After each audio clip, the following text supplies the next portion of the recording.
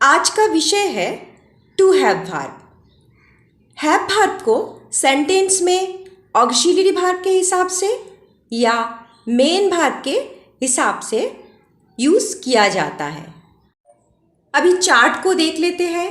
Person का मतलब होता है पुरुष। पुरुष 3 प्रकार के होते हैं और सिंगुलर नंबर, प्लूरल नंबर। ये नंबर 2 प्रकार के होते हैं, एक है सिंगुलर, एक है प्लूरल। तो पर्सन है first person, second person, third person. Simple present में सेंटेंस बनाने के लिए आपको सब्जेक्ट के साथ हैव या हैज़ को ऐसे जोड़ना है। कैसे देखते हैं। I have, you have, he has, she has, it has, we have, you have, they have।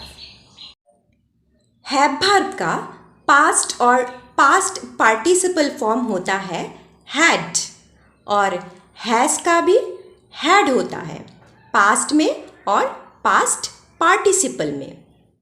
अभी देख लेते हैं हैव वर्ब का पास्ट फॉर्म क्या है, हैड। तो हम पास्ट में जब सेंटेंस बनाएंगे तो कैसे ये सेंटेंस बनाएंगे। सब्जेक्ट के साथ ऐसे देख लीजिए। I had, you had, he had, she had, it had, we had, you had, they had. To have verb में अगर आपको पास्ट में सेंटेंस बनाना है तो ऐसे लिखना पड़ेगा। I had, we had, you had, he had, she had, it had, they had।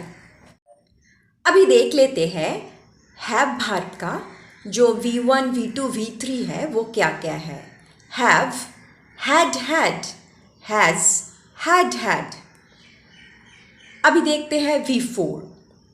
V4 verb अगर आप कंटिन्यूअस टेंस कर रहे हैं तो V4 वर्ब का इस्तेमाल कीजिए।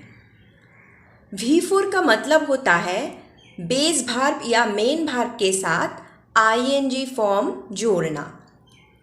तो V1 प्लस ing।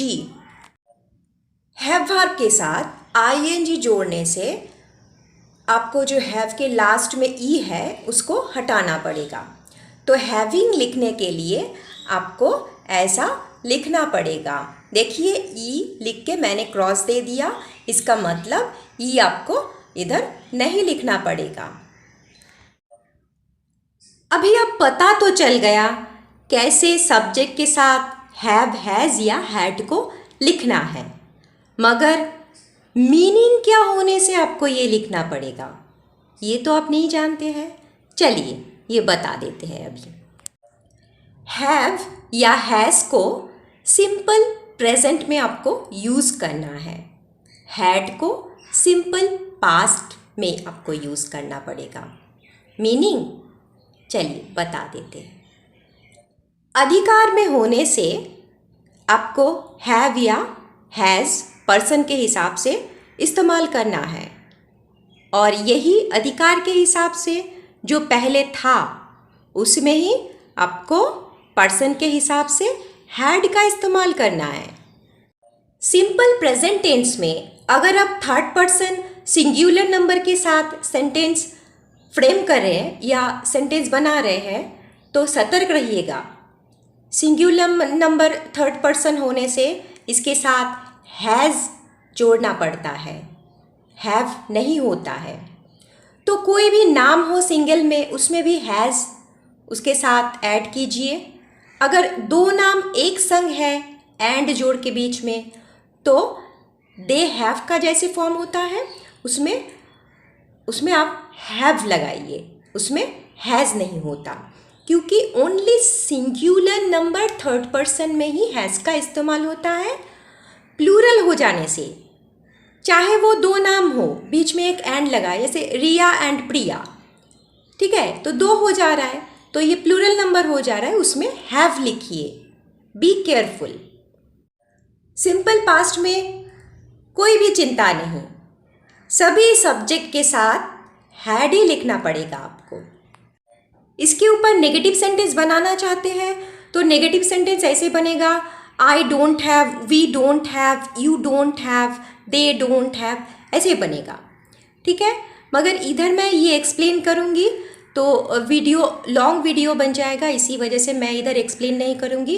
इसके ऊपर जो डोंट हैव का के संग जो हैव नॉट या हैज़ नॉट का जो डिफरेंस है, हैव नॉट प्लस V3 या हैज़ नॉट प्लस V3 का जो डिफरेंस है वो अलग वीडियो बना के मैं आप लोगों को डिटेल में बताऊंगी।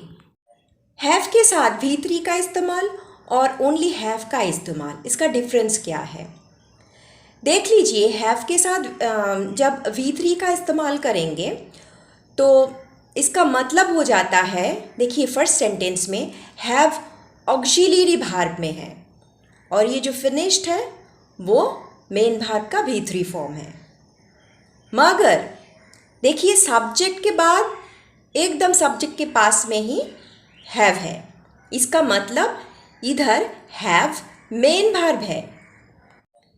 जैसे आप एग्जाम्पल ये भी कर सकते हैं, सपोज मान लीजिए आपके पास आइडिया है एक, तो कैसे बताएंगे, आई हैव एन आइडिया।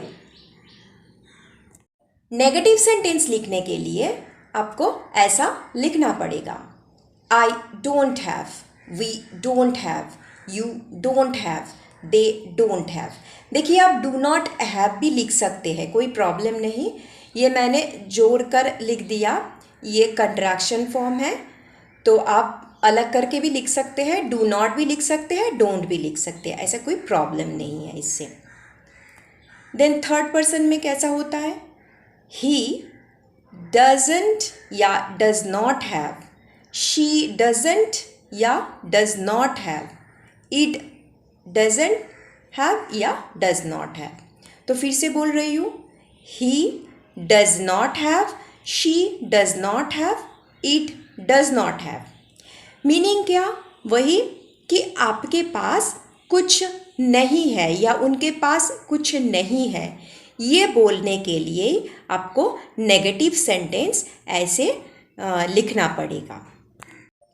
आज ओनली पॉजिटिव सेंटेंस के ऊपर कुछ एग्जाम्पल्स मैं बताऊंगी और ये पास्ट और प्रेजेंट में बताऊंगी।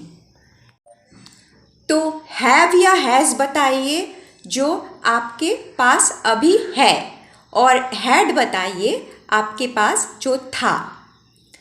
तो एग्जाम्पल देख लीजिए, I have a mobile, I had a mobile, we have a mobile, we had a mobile, you have a mobile, you had a mobile, Riya has a mobile, Riya had a mobile, he has a mobile, she has a mobile, he had a mobile, she had a mobile, they have a mobile, they had a mobile, Ram has a mobile, Ram had a mobile।